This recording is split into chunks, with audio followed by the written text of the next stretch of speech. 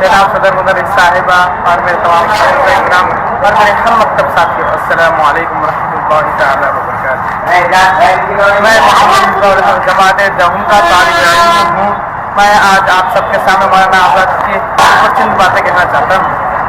मौलाना आज़ाद की पैदाइश 11 नवंबर 1881 को मक्का मुअज़्ज़मा में हुई।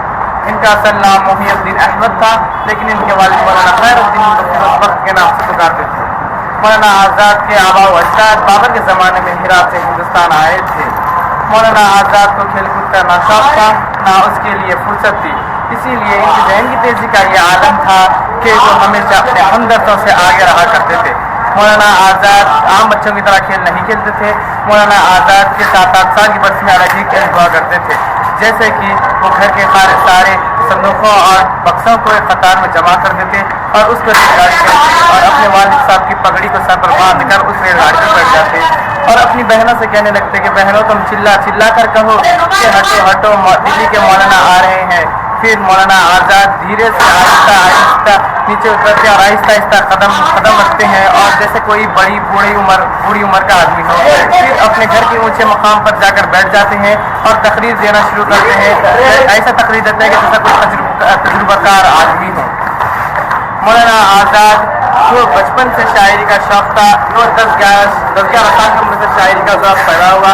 मौलाना आज़ाद ने शायरी में अपना तखल्लुस आज़ाद रखा और मौलाना आज़ाद उर्दू ही नहीं फारसी में भी कई शेर कहे हैं। मौलाना आज़ाद एक बेहतरीन मुखर्रिर है।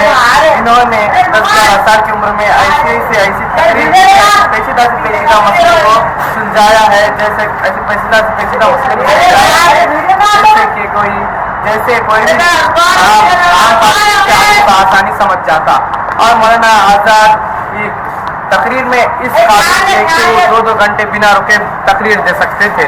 मौलाना आज़ाद का मकसद जहाँ अंग्रेज़ों का राज था वहाँ आज़ादी दिलाना और जद्दोजहद करना, ये फी सबीलिल्लाह है। मौलाना आज़ाद की मुलाकात गांधी जी से 18 जनवरी 1920 को दिल्ली में हुई। मौलाना आज़ाद को हिंदू मुस्लिम इत्तेहाद बहुत अजीज था और ये इनके लिए सियासी नारा नहीं बल्कि इनके लिए हैसियत के अकीदे थे। 1944 में मौलाना आज़ाद को इंडियन नेशनल कांग्रेस का सदर बनाया गया। लगातार मुसलसल 7 साल इस अहदे पर रहने के बाद मौलाना आज़ाद ने 1946 को सदारत से सुबुकदोश हुए। मौलाना और उनके तमाम साथियों की जद्दोजहद से हमारा मुल्क हिंदुस्तान 17 अगस्त 1947 को एक आज़ाद ममालिक की हैसियत से दुनिया के नक्शे पर नमूदार हुआ।